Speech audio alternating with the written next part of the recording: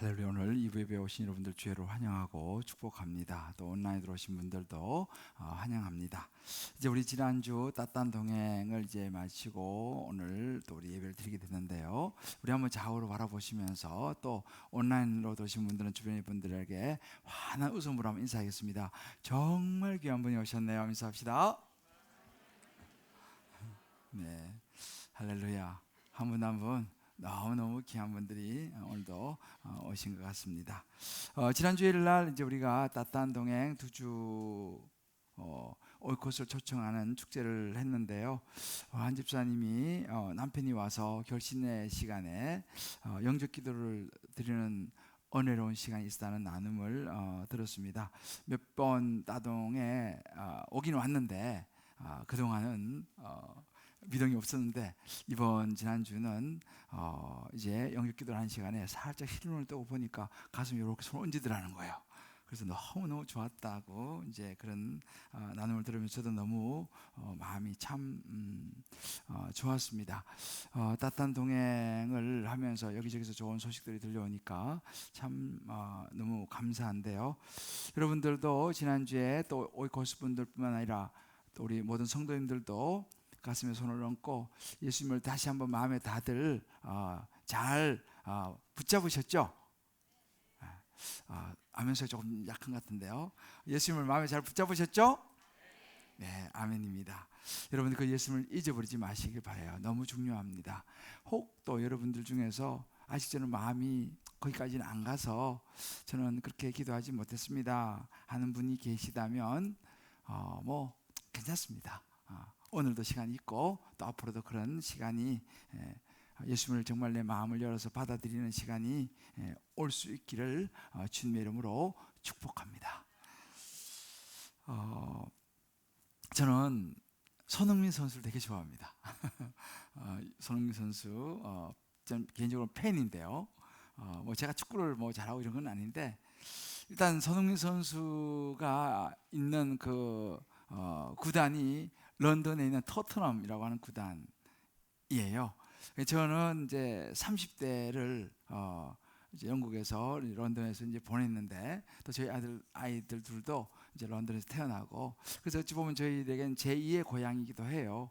그래서 손흥민 선수 보면 어찌 왠지 모르는 반가움과 그 향수 때문인지 아무튼 제가 손흥민 선수를 너무 좋아하고 또 축구에 관심을 갖습니다. 근데 축구는 어찌 보면 그 우리 인생하고도 좀 비슷하다라는 생각을 해봅니다. 물론 뭐 우리하고 다른 점이 있긴 하죠. 축구는 전반 45분 뛰고 또 15분 하프타임 가지고 후반전 45분 뛰고 이제 끝납니다. 물론 뭐 요즘은 좀 추가 시간이 조금 이제 주어지기도 하죠. 근데 우리 인생도 사실은 전반전 또 하프타임 또 후반전 이렇게 크게 나눌 수 있는데 근데 우리 인생은 축구하고는 달리 딱 정해지지는 않다는 거예요. 45분, 15분, 45분 뭐 추가 시간 그런 게 없이 어떤 사람에게는 전반전이 아주 길기도 하고 어떤 사람은 전반이 일찍 끝나기도 하고 하프타임 빨리 오기도 하고 뭐 여러 가지 이런 우리 인생의 그 추가 시간도 마찬가지죠. 우리가 주관하는 게 아니에요. 하나님께서 우리의 인생의 모든 시간을 주장하시기 때문에 이제 그 부분은 축구하고는 이제 다른 부분이 있죠. 그런데 보면 이 축구처럼 우리 인생도 축구도 전반전 시작하면 선수들이 힘이 있잖아요. 막 그냥 힘이 있으니까 막 달리는데 우리도 보면 우리 인생도 그렇습니다. 젊을 때는 힘도 있죠. 뭐 달립니다. 뭐 이것저것 생각할 겨를이 없이 막 열심히 달립니다. 그래서 이제 뭐 대학 들어가고 대학 졸업하고 직장 잡아서 직장 생활하고 또 이제 그런 과정 속에서 또 사랑하는 사람 만나서 또 결혼하고 또 뭐 자녀 낳고 또 열심히 직장 생활하다 승진하기도 하고 이런 여러 가지 정말 바쁘게 살아가는 것이 어찌 보면 우리 인생이에요. 왜? 아직 힘이 있으니까요. 근데 우리가 가만히 보면 우리 예수 믿는 것도 그런 것 같아요. 우리가 예수를 믿으면 이제 대체로 보면 뭐 우리 젊은 분들 또 물론 예수 잘 믿는 분들 많습니다만은 직장생활이 너무 바쁘거든요. 사회생활이 너무 바빠요. 그러다 보니까 막 정신없이 열심히 일하고 애 놓고 뭐 애 키우고 직장생활하고 뭐 성진하고 뭐 신앙생활 하면서도 마찬가지죠. 막 그렇게 정신이 하다 보니까 사실은 신앙생활 해도 뭔가 하나님과 좀 조용하게 그런 하나님의 음성을 듣는 이런 시간들을 갖는 것이 쉽지 않아요. 특별히 사회에서 좀 잘 나갈수록 아주 어찌 뭐 성공적인 그런 아주 그런 가도를 달릴 때는 더 바쁘죠. 뭐 또 어떻게 뭐 결혼해서 원만하게 결혼 생활을 하고 하면 또 때로는 자녀들이 뭐 다 잘 되고 하면 사실은 더더욱 하나님 앞에서 뭔가 좀 생각하고 하나님과 어떤 관계를 교제하기가 쉽지 않아요. 왜? 너무 바쁘고 일이 너무 잘 되니까 말이죠. 근데 가만히 보면 이렇게 우리가 살아가다가 보면 멈추어야 되는 시간이 오기도 해요. 본의 아니게 우리 인생에 어떤 일이 터지면 그때는 어쩔 수 없이 멈춰야 되는 시간, 우리 말하면 하프타임이 온다는 거죠. 뭐 갑작스럽게 육체에 큰 질병이 다가오기도 하고요. 때로는 생각지도 못한 자녀 문제가 터지기도 하고, 때로는 뭐 직장과 사업 여러 가지 일들, 때로는 뭐 큰 경제적인 손실이 오기도 하고, 뭐 이런저런 고통스러운 일이 우리의 삶에 느닷없이 다가온다는 사실이죠. 때로는 충격적인 일을 만나면서 우리는 어쩔 수 없이 멈춰야 되는 거예요. 그게 이제 우리 인생을 보면, 축구를 보면 이제 하프타임에 이제 들어가는 그런 시간이 되는 것입니다. 그런데 여러분 다 아는 것처럼 우리 인생도 그래요. 축구도 그렇지 않습니까? 전반전에 아무리 많은 골을 넣어도 후반전까지 끝까지 그 골을 못 지키면 지는 거예요. 그러니까 마지막 휘슬이 불릴 때까지는 아직까지 승부가 결정되는 게 아니에요. 그러니까 후반전 마지막 시간이 굉장히 중요하죠. 축구는. 그죠? 인생도 그런 것 같습니다. 인생도 전반전에는 막 화려하게 가다가 후반전에 이게 막 흔들리고 꼬여가지고 그냥 곤두박질 칠 수도 있습니다. 그러니까 인생도 어찌 보면 마지막에, 인생의 후반전의 마지막 마무리가 너무너무 중요하다라는, 그리고 우리가 마지막 모습을 늘 기억을 하지 않습니까? 그래서 그래 보면은 이 후반전이 참 인생도 참 중요하다는 생각을 해보는데, 그렇다면 이제 저나 여러분이나 각자가 뭐 전반전 분도 계시고 하프타임도 계시고 후반전도 계시는데, 이제 우리 인생도 후반전을 잘 마무리하려고 하면은 이 후반전에 대한 꼭 던져야 될 질문이 있다는 것이죠. 우리 인생을 잘 마무리하려면 말이죠. 자, 그러면 우리 인생의 후반전을 잘 마무리하기 위해서는 어떤 질문을 던져야 되냐? 인생에서 내가 가장 중요하게 생각하는 것이 뭔가라고 하는 질문을 꼭 던져야 된다는 것입니다. 내가 살아가면서 인생에 내가 가장 중요하게 생각하는 것이 뭔가, 여기에 이제 대답을 할 수 있어야 된다는 것입니다. 자, 그럼 우리 인생은 어떤 모습인가 볼 때에 열왕기상 18장 21절에 보면 엘리야 선지자가 이런 이야기를 이스라엘 백성들에게 하는 대목이 나옵니다. 모든 백성에게 나아가서 이르되 너희가 어느 때까지 둘 사이에서 머물하려고 그렇게 하느냐? 여호와가 만일 하나님이면 그 하나님 따르고, 바알이 만일 하나님이면 그를 따를지니라. 하나님을 선택하든지 바알을 선택하든지 머뭇거리지 말고 선택을 해라 라고 이야기를 합니다. 그때 백성이요, 반응이 나와요.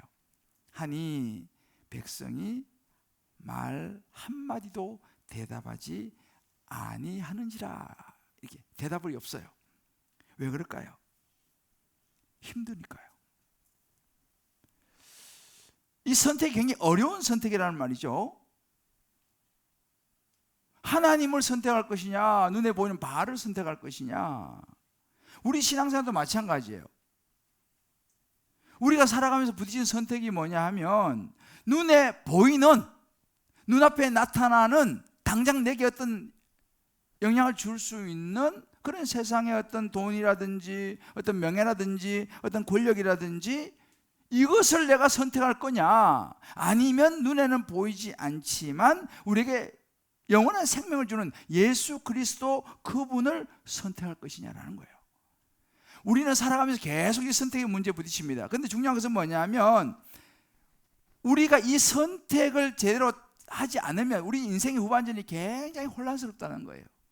계속 그냥 여기 해야 되냐 저기 해야 되냐, 우리 마음이 계속 흔들려요. 그런 마음이 이게 다 안정이 안 되는 거예요.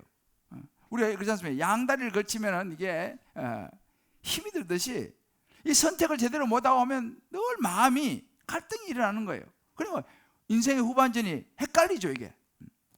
그런 마찬가지로 우리가 이제 정말 그 인생을 우리 모두 아름답게 장식을 해야 되는데, 그렇다면 이 후반전을 어떻게 보낼 것인가? 그러면 이 후반전을 위해서 중요한 타이밍이 언제냐면 하프타임이에요. 중간에 이제 후반전을 준비하는 시간이지 않습니까? 하프타임 15분. 이 하프타임은 뭘 합니까? 후반전을 준비하고 자신을 돌아보는 시간이죠. 정비하는 시간이죠. 그래서 저는 오늘 이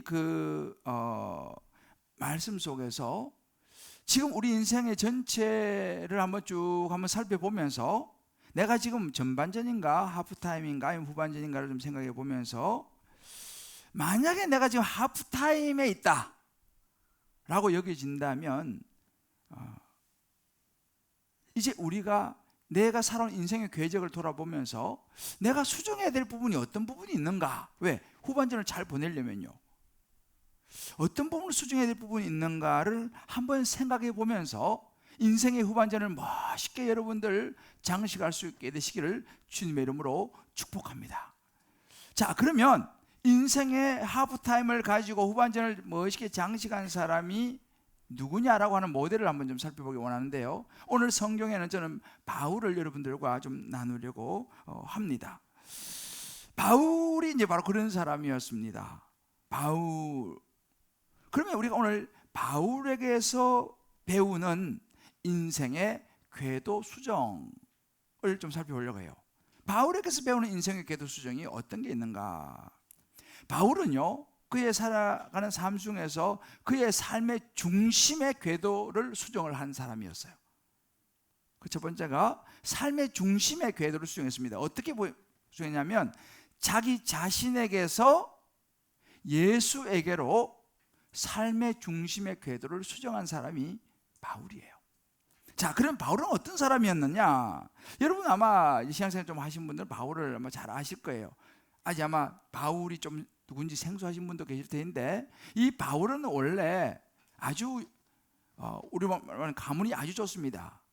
그러니까 베냐민 지파의 왕가, 그러니까 왕족 출신이에요. 거기다가 유대인이고 공부를 많이 했던 그런 훌륭한 가문, 가말리엘이라고 하는 훌륭한 가문 출신입니다. 그러니까 세상적으로도 아주 잘 나가는 그런 사람이었어요. 근데 그가 무슨 일을 많이 했냐면, 그는 당시 유대인으로서 예수 믿는 사람들을 아주 싫어하고 예수를 인정하지 않았기 때문에 예수 믿는 사람을 잡아다가 옥에 가두고 제거하는 그런 일을, 유대인들의 대표적인 그런 일들을 맡았던 그런 사람이 이 바울이었습니다. 그러니까 너무 잘 나가던 사람이었죠. 그런데 그날도 다메섹이라고 하는 동네에 예수 믿는 사람이 숨어 있다라고 하는 제보를 받고 그 예수 믿는 사람을 잡으러 다메섹으로 가는 그 도상에서 갑작스럽게 하늘에서 음성이 들리고 하늘의 밝은 빛에 눈이 멀어버려요. 눈이 멀어버리고 눈이 이제 안 보이게 되죠. 그러면서 이제 예수님을 만나게 되는데, 그렇게 해서 이 눈이 멀어버리는 그 상황 속에서 이제 예수님을 만나고 3일 동안, 이제 눈이 갑자기 멀어버리니까 뭐 앞도 못 보지 않습니까? 다른 사람의 손에 이끌려서 이제 동네로 들어가서 3일 동안 먹지도 마시지도 않고 3일을 보내게 됩니다. 생각해 보세요. 하루아침에 눈이 멀어버렸어요. 그 잘 나가던 사람이 그냥 소경이 돼버렸어요. 기가 막히지 않겠습니까? 밥이 넘어가겠습니까? 3일 동안 먹지도 마시지도 않았다라고 이야기를 해요. 이게 이제 바울의 상황이에요. 그러면서 바울이 뭘 했겠습니까? 3일 동안 자기가 만난 그 예수님에 생각하면서 지난 3, 40년의 세월의 시간들을 아마 돌아보았던 것 같아요. 자기가 지금까지 쌓아왔던 모든 권력, 어떤 종교적인 그런 명예, 또 자기가 쌓아왔던 그 학식, 모든 관계, 이 모든 것들이 소경이 돼버리니까 하루치고 다 무너져 버린, 이런 자신의 모습을 객관적으로 바라보는 시간을 3일 동안 갖게 됩니다. 이것이 어찌 보면 바울에게는 하프타임이었어요. 멈출 수밖에 없는, 하루아침 눈이 멀어버렸으니까. 그러면서 그가 그 하프타임에 자신을 돌아보면서 예수님을 깊이 만나게 돼요. 그리고 이제 3일 지나서 눈을 뜨게 되는데, 그리고 또 이제 아라비아 광야로 들어가서 3년의 세월을 보냅니다. 그리고 그곳에서도 다시 자신의 인생을 돌아보는 하프타임을 갖게 돼요. 그리고 난 이후에 바울은 인생의 후반전을 완전히 새롭게 살아가게 됩니다. 지금까지는 자기 인간적인 그런 야망, 꿈이 많은 사람이었어요. 능력도 있고 실력도 있고, 그런 인간적인 야망을 가지고 자기가 어떤 인생의 모든 중심에 자기 자신이 서 있는 거죠. 자기가 너무너무 잘 나가고 능력이 있으니까. 그런 모든 자기 주도적인 삶을 살았다면 이제는 이 하프타임을 통해서 인생이 자기가 별 볼 일 없는, 하루아침에 눈이 멀어버리면서 아무것도 할 수 없는 그런 약한 존재라는 걸 깨닫게 되죠. 그러면서 자기를 구원하신 예수님을 붙들고 자기가 깊이 죄인이라는 걸 깨닫게 됩니다. 자기가 그동안 했던 일이 얼마나 나쁜 일이었는지를 돌아보게 되면서 이제 그가 자기 중심의 삶에서 예수 중심의 삶으로, 그래서 예수 그리스도의 종으로서의 철저한 섬김의 삶을 살아가기로 결단을 하게 돼요. 예수 중심의 삶을 살아가기로 결단을 하게 됩니다. 그래서 오늘 그 1절 말씀 보게 되면요, 로마서 1절 보면 예수 그리스도의 종 바울은 이렇게 자기를 소개하고 있어요. 지금까지는 학벌과 가문과 능력과 명예와 모든 걸 가진 자기 중심의 삶이었다면, 이제는 자기는 예수 그리스도의 종이라고 자기를, 모든 삶의 중심을 예수 그리스도에게로 옮기는 거예요. 그러면서 여러분이 잘 아시는 로마서 14장 8절 말씀, 이런 구절을 고백합니다.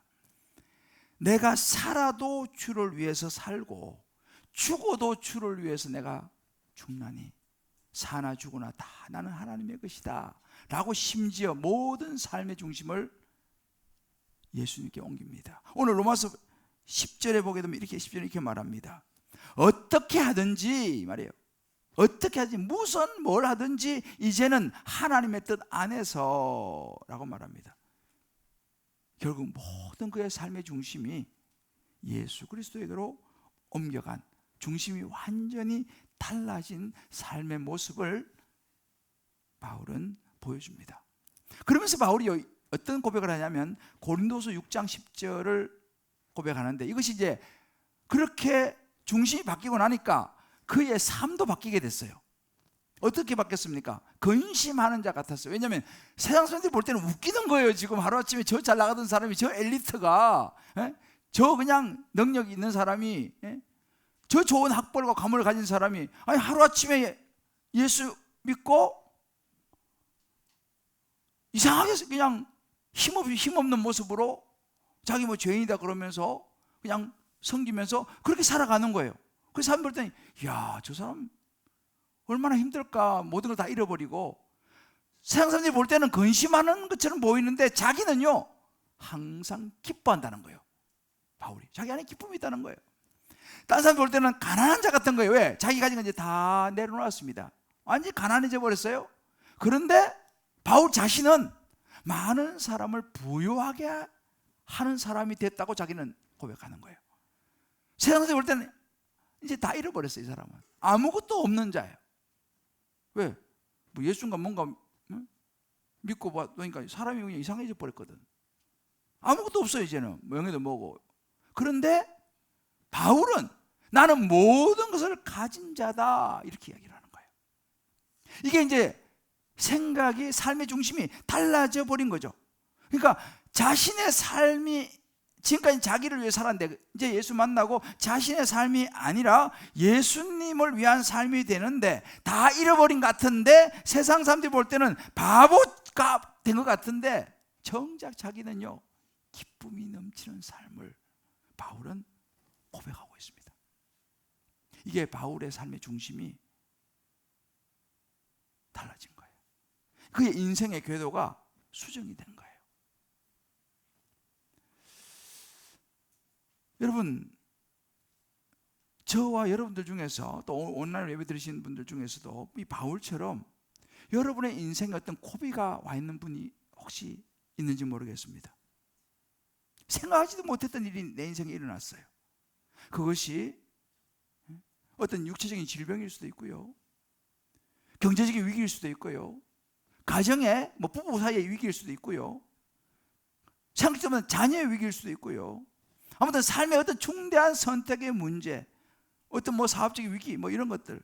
그러니까 바울처럼 하루아침에 눈이 멀어버리는 것 같은 캄캄한, 지금 어떻게 되는지 모르는 이런 상황에 혹시라도 놓여 있는 분이 계시다면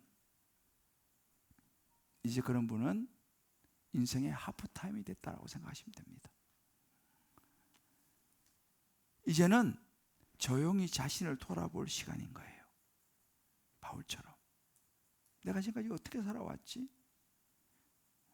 내가 지금까지 가장 중요하게 생각했던 것은 무엇인가?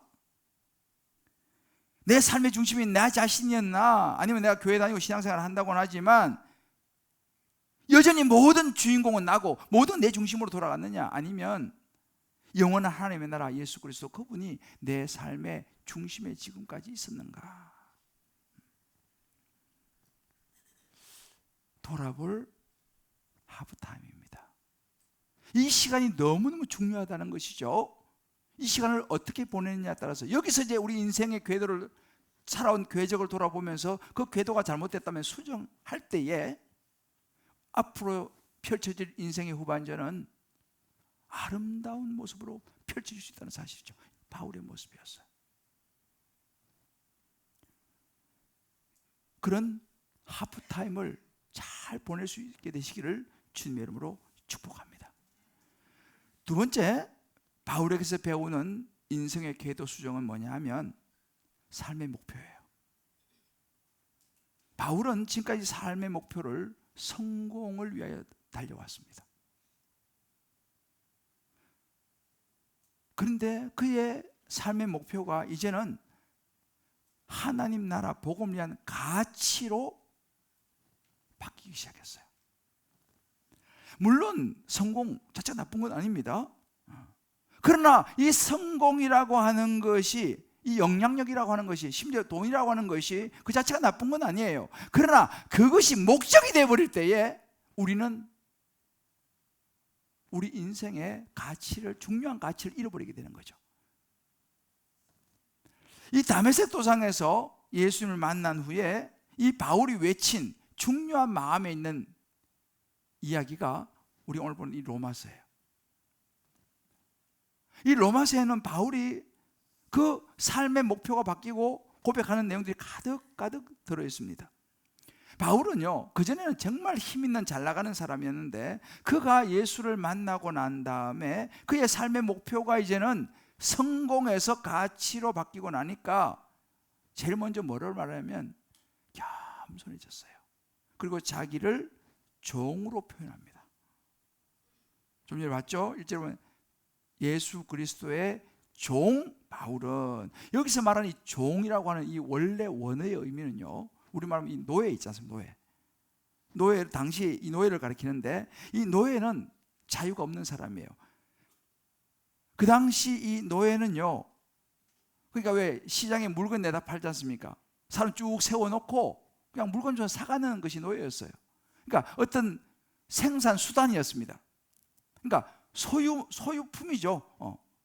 소유물이었어요. 그냥 팔고 사는, 이게 노예였습니다. 그래서 집에 데려가면 어떻게 하는지 아세요? 길을 뚫어가지고요, 거기다가 주인 이름을 써가지고 이렇게 귀고리를 달아놓습니다. 이게 노예였습니다. 이게 종이었습니다. 그러니까 자신의 생각도 의지도 꿈도 계획도 아무것도 가질 수 없는 것이 노예였습니다. 그런데 바울이 당대 최고의 스카기고 로마의 시민권을 가진 사람이고 최고로 성공했던, 잘 나가던 사람이 이제 자기를 종이라고 소개하는 거예요. 자기를 그냥 소모품처럼, 물건처럼 자기는 예수 그리스도의 종이다, 유대인 신분, 이런 게 중요한 게 아니라 자기는 예수의 종이다라고 소개하면서 그것을 자랑스러워하고 있다는 사실입니다. 어떻게 이런 일이 일어났을까요? 가치가 바뀐 거예요. 세상을 보는 가치가 바뀐 거예요. 오늘 11절에도 보게 되면요, 내가 로마에 있는 너희를 보기를 간절히 원하는 것은 어떤 신령한 은사를 너희에게 나누어 주어 너희를 경고하게 하려니라 그랬습니다. 예전에 바울은 이런 사람이 아니었어요. 성공을 위해서라면, 성공이 목적이었으니까 어떤 것도, 심지어 사람을 죽이는 것도 불사했던, 서슴지 않았던 그런 사람이 바울이었어요. 그래서 심지어 스데반 집사가 돌에 맞아 죽을 때 그걸 주동하고 돌 던진 사람 옷 받아주고 했던 주동자가 바울이었습니다. 이렇게 그는 성공지향적인 사람이었어요.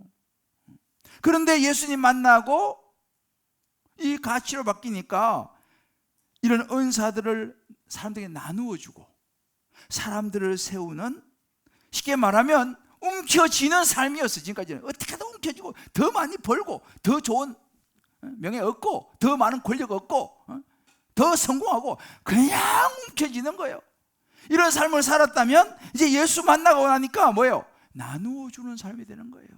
다른 사람을 세우고 나누어 주고 하나님의 은혜와 평안을 나누고 사람들을 위로하고 격려해 주는 이런 사람. 삶의 방식이 이게 하나님의 은혜라고 하는 가치지향적으로 삶이 바뀌어버렸어요. 오늘 이 14절 말씀에도 나오죠. 헬라이나 야만의 지혜 있는 자나 어리석은 자나 다 내가 빚진 자라 그랬어요. 이 헬라인 야만인들은 상대조차도 하지 않았던 사람입니다. 이방인들은요, 유대인들이 뭐 사람 취급도 하지 않았어요.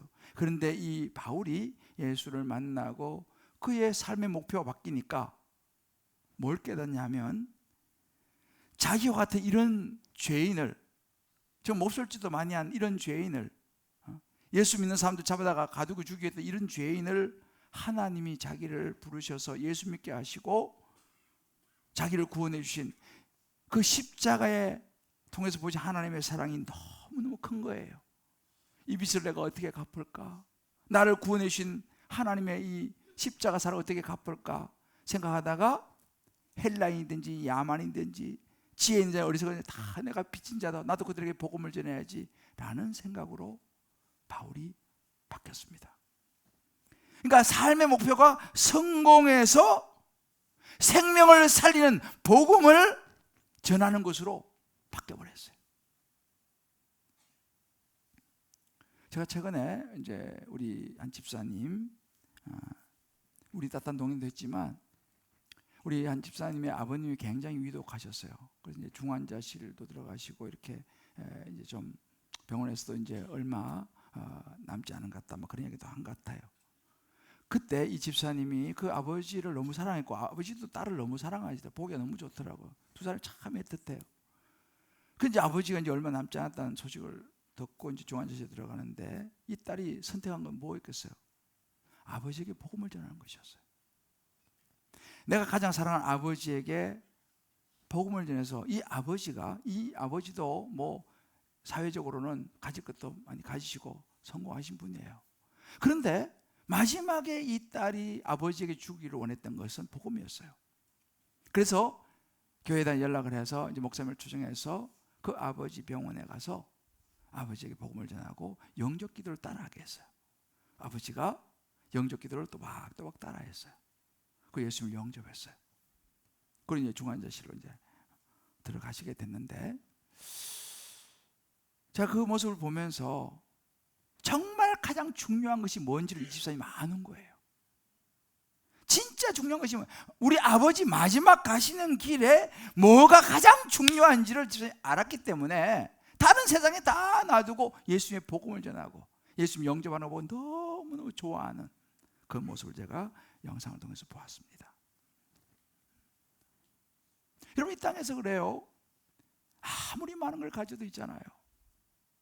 마지막 인생 마지막에 가장 중요한 예수를 붙잡는 게 너무너무 중요해요. 저는요, 목사니까 이제 장례를 많이 하잖아요. 제가 이제 우리 사랑교회 있을 때 이제 분목사실이었지만 그때도 장례를 많이 했어요. 근데 한 번은 제가 어떤 장례를 했냐면 기억이 남는 게 이 장군이죠, 장군이 이제 돌아가시면 이게 또 달라요. 그래서 대전 그 현충원에 가면요, 그 장군 묘역이 따로 있어요. 저도 이제 처음 가서 이제 장례를 인도하면서 가보니까 그 아래부터 이렇게 해서 장군 묘역이 저 위쪽에 있어요. 그래서 이 장군이 돌아가시면 있잖아요, 그 군대에 착 나와서 그 조총이라 그러죠. 그걸 빵 이렇게 쏘면 그런 걸 해요. 굉장히 아주 웅장하게 해요. 그때 제 기억으로는 이제 그분이 별 3개였어요. 그래서 이제 이제 안장하고 그 절차가 아주 나라에서 잘 해주더라고요. 그리고 이제 거기 이제 동기들 보니까 별이 엄청 많이 뜬 거예요. 전부 다 뭐 2개, 3개 동기들 이런 사람들이 쫙 와가지고 옆에서 이제 같이 이렇게 하는데, 제가 그런 생각이 들더라고요. 야, 이 장군이 참 다르긴 다르구나 이런 생각도 해봤지만, 그렇게 별을 몇 개 달고 거기 별들이 많이 떴는 데 있잖아요. 그게 마지막, 이 땅에서는 굉장히 명예도 있고 다 좋은데 그 이후에 어떻게 될까 이 생각이 드는 거예요. 아무리 세상의 명예를 가져도 사람에게 한 번 죽는 것은 딱 정해져 있어요. 그냥 초라하게 그냥 대충 이렇게 뭐 묻히는 사람들도 있고, 그렇게 장군으로서 대우를 받으면서 이렇게 묻히는 사람도 있는데, 중요한 것은 한 번 죽는 것은 사람이 딱 정해져 있지만 그 후에는 하나님 앞에 서야 된다는 거예요. 하나님 앞에 설 때 내가 별 몇 개 있었냐? 그건 의미가 없어요. 하나님 앞에 서는데 그때 내가 뭐 사회에서 뭘 했냐? 그건 의미가 없어요. 우리가 이 땅을 살면서 어떤 삶의 목표를 가지고 살았냐가 중요한 거예요. 삶의 중심, 누구를 위해 살았냐? 삶의 목적이 성공이었냐? 아니면 하나님 나라 복음을 위한 가치였냐라는 거예요. 바울은 이것을 깨달은 거예요. 그리고 그의 모든 화려한 것을 다 내려놓고 종으로, 나누는 사람으로, 섬기는 사람으로, 복음을 전하는 사람으로 살았다는 사실이에요. 그러니까 여러분 보세요. 우리가 인생의 하프타임에서 만약에 저와 우리 하프타임에 그런 상황에 있다면 사실은 아주 좋은 기회입니다. 지금까지 내 살아왔던 인생의 궤적을 돌아보면서 내가 지금까지 나를 위하여 내 중심으로 살아왔느냐, 성공만을 위해 살아왔느냐를 돌아보면서, 만약에 그렇다면 이제 내 남은 인생 후반전을 내가 주인공이 아니라 나를 위해 십자가에 죽으시고 부활하신 영원한 생명이신 예수 그리스도, 그분이 중심이 되고 목표가 그 복음을 나누는 이 가치가 저와 여러분의 후반전의 목표로 수정될 수 있게 되기를 주님의 이름으로 축복합니다. 굉장히 중요한 거예요. 제가요, 한 분의 이야기만 좀 여러분에게 나누고 오늘 말씀 마무리하려고 해요. 밥 버포드라고 하는 사람입니다. 이 사람 유명한 사람입니다. 미국에서 아주 성공한 이 케이블 텔레비의 이 전체 총괄하는 사장이었어요. 이분은 어릴 때부터 신앙을 가졌습니다. 그러니까 40대 초반에 이분은 이미 엄청난 성공을 거둬서 미국 전역의 유선방송회사 최고 CEO가 된 사람이에요. 40대 초반에요. 그러니 얼마나 엄청났겠습니까? 결혼 생활도 굉장히 좋았어요. 부부 사이 너무 좋았고, 또 그에게는 하나밖에 없는 외동아들 로스라고 하는 아들이 있었어요. 그래서 이 로스가 얼마나 귀합니까? 그래서 이 아들을 부를 때 마이 히어로라고 불렀어요. 넌 나의 영웅이다. 아들을 너무 사랑했어요. 근데 이분이 너무 성공하면서 신앙은 어릴 때부터 가지고 있었지만 너무 성공하고 살다 보니까 너무 바빴던 거예요. 그러니까 하나님의 음성을 듣고 하나님과 어떤 관계는 가지고 있었지만 말씀을 묵상하고 어떤 하나님의 사역을 한다든지 뭔가 하나님의 일에 대해서 헌신하지는 못했어요. 그냥 성공하고 그냥 바쁘게 그냥 정신없이 열심히 살았어요. 그런 어느 날 이 밥 버포드에게 큰 인생의 폭풍이 불어닥칩니다. 그 외아들 로스가 대학을 졸업했어요. 이 아들이 굉장히 똑똑하고 스마트하고 있잖아요. 굉장히 능력도 탁월했어요. 그래서 미국의 아주 좋은 투자 금융회 그 기관에 대학을 졸업하자 스카우트해서 취직을 했어요. 그리고 이제 그 아들이 그곳에 가서 앞으로 자기의 그 이 사업을 물려받아야 되니까 그냥 좀 그 인생 수업도 좀 하고 회사 이런 것도 좀 미리 수업 차원으로 이제 거기 이제 보낸 거예요. 거기서 완전 인정을 받아가지고 너무너무 그 회사에서도 승진하고 잘 나갔어요, 이 아들이. 근데 어느 날 이 아들이 자기 친구하고 강에 놀러 갔다가 실종돼 버렸어요. 하루아침에 이 바퍼포드에 다가온 이 충격과 이 절망, 그렇지만 이거 현실인 거예요. 뭐 헬리콥터, 뭐 비행기 다 동원해가지고 찾았는데도 못 찾았어요. 그때 이제 이런 고백을 합니다. 나에게 갑작스럽게 닥친 모든 일은 영원한 시각에서 보지 않고서는 도무지 이해할 수 없는 불가해한 일이었다 라고 고백해요. 결국 몇 달 동안 못 찾다가 4개월 정도 후에 이제 실은 찾게 됐는데, 그 유품을 정리하면서 이 바퍼포드가 자기 아들이 이렇게 이 사고를 당하기 1년 전에 혹시 모를 일을 위해서 아버지에게 써놓았던 편지를 발견하게 돼요. 그 편지에서 이제 이 로스 아들이 아버지에 대한 사랑과 감사를 쭉 표현하는 그런 내용이었는데, 그 안에 이런 문구가 있었어요. 존경한 아버지, 쭉 내려가다가 마음이 흔들리거나 약해지셔서는 안 됩니다. 하늘문에서 아버지를 기다릴 것입니다. 낡은 카키색 바지를 입고 카우보이 모자를 쓰고 허름한 셔츠를 걸치고 조깅화를 신고 있는 저를 찾으십시오. 제가 떠나기 전 이거를 쓸 기회를 주신 하나님께 또한 감사드립니다. 이런 내용이 그 편지 안에 들어있었어요.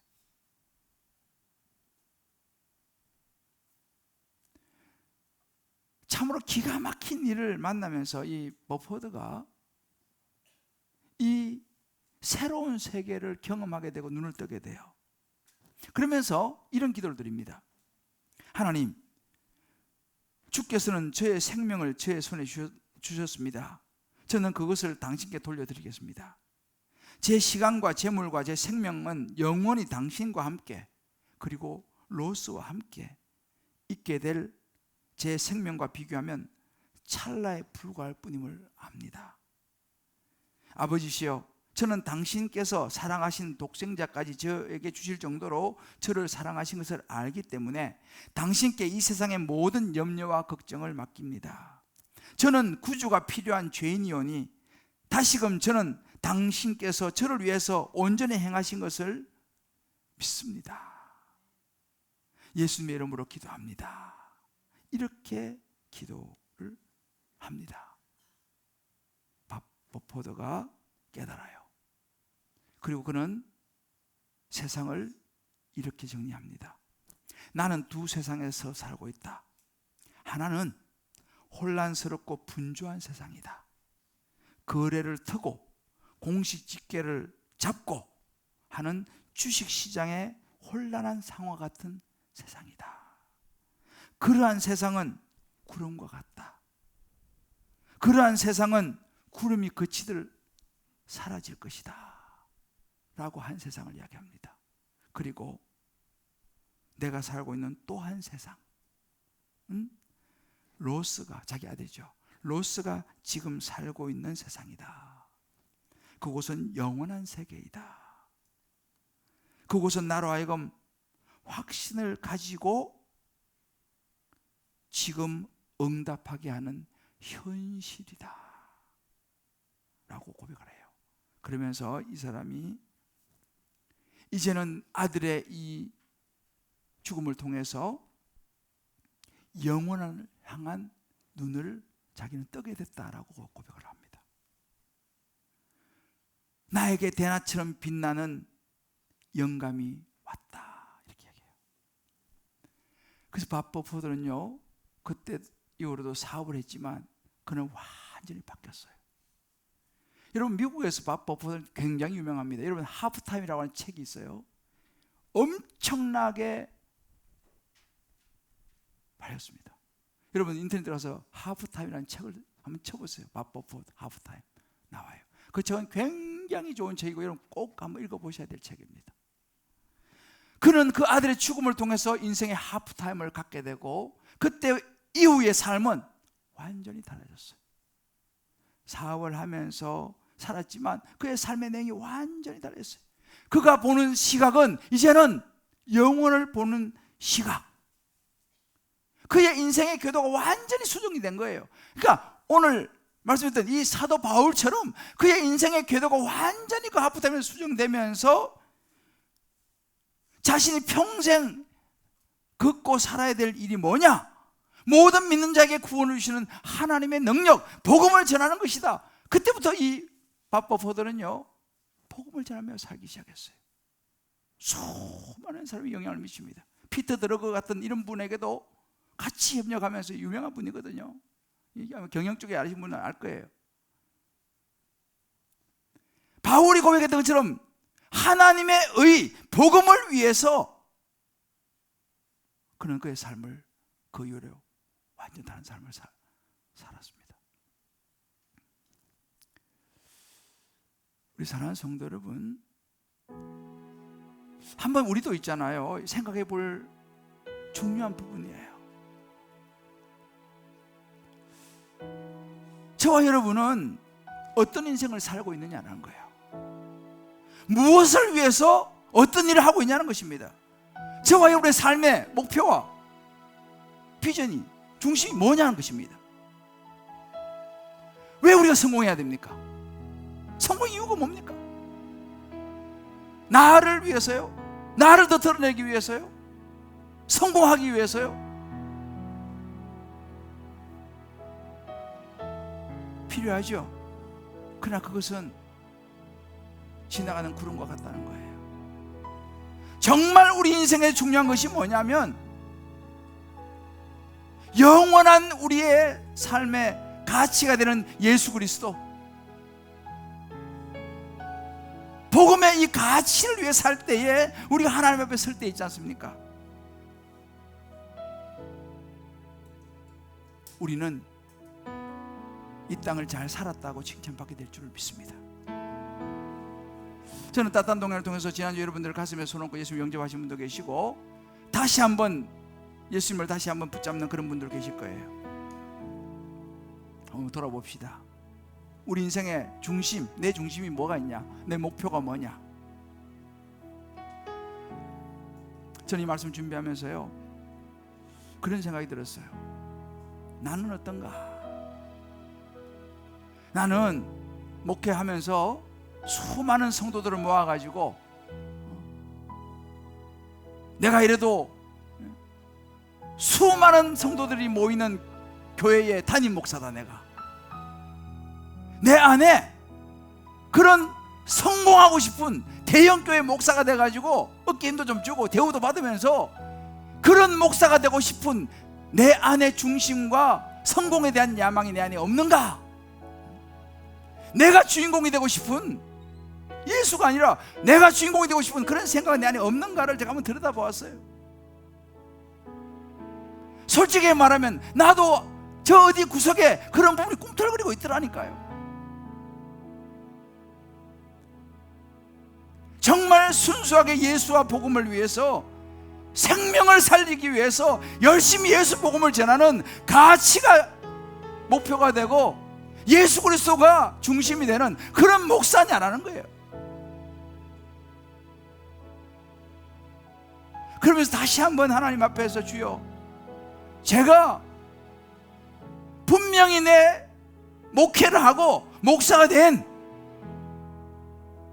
내 중심이 내가 아니라 하나님 예수가 되기를 원합니다. 잘 나가는 목사, 성공하는 목사가 아니라 예수의 복음을 전하는 하나님 나라가 가치가 되는 목사가 되기를 원합니다. 제가 그렇게 기도했어요. 저도 100% 순수하지 않아요. 내가 들다 보니까 그런 게 있더라니까요. 이제는 내 인생의 궤도를 다시 한번 돌아보면서 확실하게 내가 주님 앞에 맞춰야겠다, 그런 결단을 해보았습니다. 우리 그런 대사가 있잖아요. 무엇이 중요한디? 우리 인생에 뭐가 중요합니까? 여러분 한번 생각해 보세요. 나의 중심은 어디 있느냐? 제가 엊그제 히브리서 묵상하면서 이 말이 확 마음에 와닿았어요. 히브리서 6장 10절이에요. 하나님은 불의하지 아니하사 너희 행위와 그의 이름을 위하여 나타낸 사랑으로 이미 성도를 섬긴 것과 이제도 섬기고 있는 것을 잊어버리지 아니하시니라. 이 말씀이 마음에 확 와닿았어요. 하나님은요, 사람이 아니기 때문에 속지 않습니다. 사람은 속아요. 사람은 뭐 잘 몰라요. 하나님은 속지 않습니다. 다 아세요. 뭘? 우리의 행위, 우리가 하나님의 이름을 위해서 한 것들, 그리고 이미 지나간 거, 하나님의 이름을 위해서 내가 섬긴 거 지나가 버렸잖아요. 사람은 잊어버려요. 몰라요. 누구 뭐 했는지. 근데 하나님은요, 이미 섬긴 거, 그리고 right now, 지금 이제도 섬기고 있는 거, 이거를요 잊어버리지 아니하신다 그랬어요. 할렐루야. 여러분, 우리가 지금 하는, 주님을 위해서 하는 거, 이거요 하나님 앞에 가면 하나님이 다 계산하실 줄을 믿습니다. 사람은 잊어버려요. 몰라요. 몰라주기도 해요. 그러나 성경에 나오잖아요. 하나님은 잊어버리지 않으신다.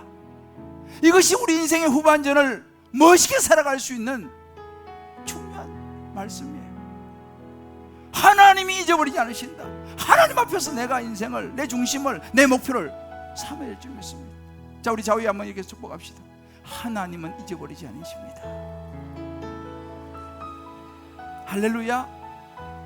사람은 몰라줄지 몰라요. 사람은 잊어버릴지 모르지만 하나님은 잊어버리지 않으세요. 굉장히 위로가 되더라고요. 자, 여러분에게 도전합니다.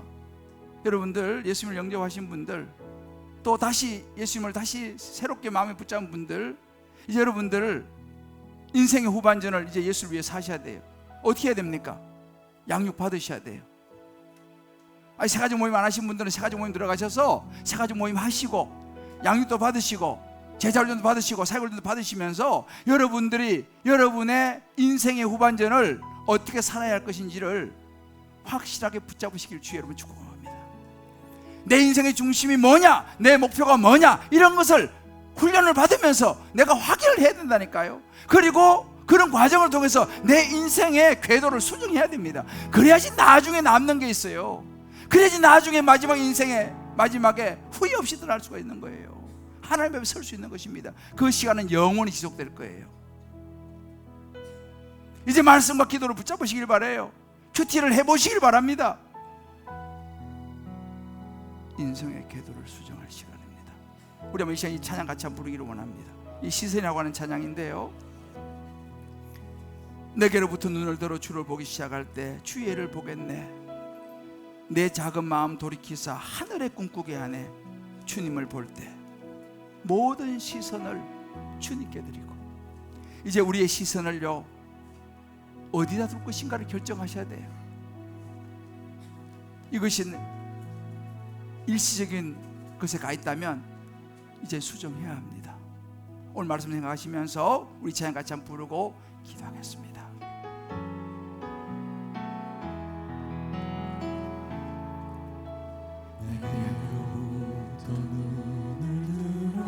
주를 보기 시작할 때 주의 일을 보겠네. 우리의 작은 마음을 돌이켜서 내 작은 마음 하늘의 꿈을 꾸어야 합니다. 우리 인생의 궤도를 수정해야 돼요. 주님을 볼 때 모든 시선을 주님께 드리고, 살아계신 하나님을 느낄 때 우리의 삶은 하나님의 역사가 되는 것입니다. 하나님이 내 인생의 주인심이 되고 목표가 될 때에 하나님이 일하기 시작할 줄을 믿습니다. 일하기 시작할 성령이 나를 변화시켜, 성령이 나를 변화시켜 모든 두려움 사라질 때 주의 일을 보겠네. 황폐한 땅 한가운데서 우리 인생이 힘든 하프타임이라면 이제 그 하프타임에 하나님의 마음을 붙잡아야 합니다. 주님을 볼 때 모든 시선을 주님께 드리고 우리 한번 오른손 들어보십시다. 살아계신 하나님 앞에 우리 마음을 드리기를 원하고 내 인생의 궤도를 다시 한번 수정하기를 원합니다. 역사가 되고 하나님이 일하기 모든 시선을 우리의 결단입니다. 하나님 앞에 올려드립니다. 시선을 주님께 드리고 멀리 보셔야 됩니다. 하나님의 눈으로 봐야 합니다. 영의 눈을 떼야 되는 거예요. 내 삶은 주의 역사가 되고 하나님이 일하기 시작하네. 우리 한번 이 시간 저희 눈을 감고 한번 기도합시다. 오늘 말씀을 들으시면서 여러분 마음속에 어떤 생각을 하나님 주셨을 거예요. 그게 하나님의 음성입니다. 나는 지금 무엇을 위해 달려가고 열심히 몸이 부서져라고 일을 하고 있느냐는 거예요. 왜 내가 성공해야 되냐는 거예요. 여러분 주님 만날 준비 되셨습니까? 영혼을 위해서 살 준비가 되셨습니까? 내가 남은 시간 뭐에 집중하며 살아가야겠습니까? 내 인생의 궤도를 수정해야 될 것은 무엇인지 우리 각자가 주님 앞에서 우리 주님을 부르면서 결단할 부분 결단하고 성령께서 여러분의 마음을 열어서 영의 눈을 바포포도처럼 열어주시기를 기도합니다. 우리 한번 주여 외치고 한번 기도하겠습니다. 주여 하나님 아버지 하나님 아버지 도와주기를 원합니다.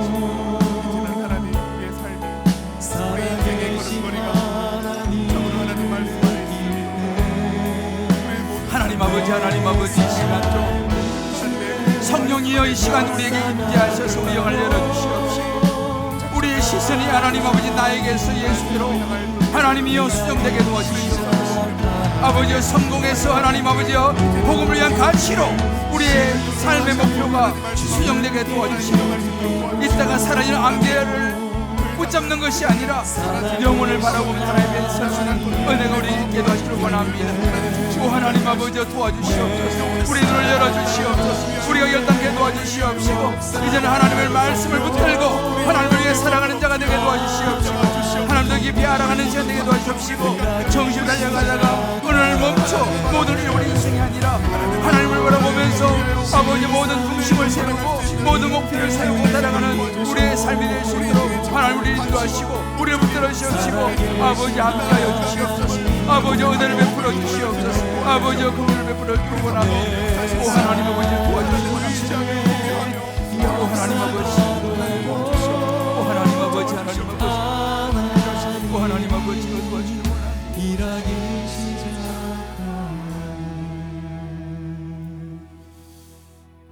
하나님 아버지 다시 한번 우리 자신의 인생을 돌아봅니다. 지금까지 눈에 보이는 것만을 위해서 정신없이 달려왔다면 또 그런 중에 우리를 멈춰서게 했다면 하나님 이제 우리 자신을 추스리고 말씀 앞에 우리의 인생의 옷깃을 여미고 우리의 후반전은 영원한 것을 위하여 살아가는 우리 인생의 궤도를 수정하는 은혜와 지혜가 있게 하여 주시옵소서. 아멘. 지금까지 내가 성공을 위해서 달려왔다면 나를 위해 살아왔다면 이제는 하나님을 위해서 예수를 위해서 나를 위해 십자가에 죽으시고 부활하신 생명 주신 예수 그리스도를 위하여 그 가치를 중심으로 하나님 앞에 설날을 기억하며 살아가는 우리 인생이 되게 하여 주시옵소서. 아멘. 하나님과 더 깊이 만나게 도와주시고 말씀 속으로 들어가게 도와주시옵시고 아멘. 기도 속으로 들어가 바울이 누렸던 것처럼 참된 기쁨을 누리는 우리 인생이 되게 하여 주옵소서. 아멘. 우리의 결단을 받으실 주님을 찬양합니다. 또 온라인으로 함께 하시면서 드린 이 기도를 주님 받으실 줄을 믿습니다. 하나님 아버지, 이 결단이 잘 새로운 우리의 인생의 출발이 되게 하여 주시옵소서. 아멘. 예수님의 이름으로 기도합니다.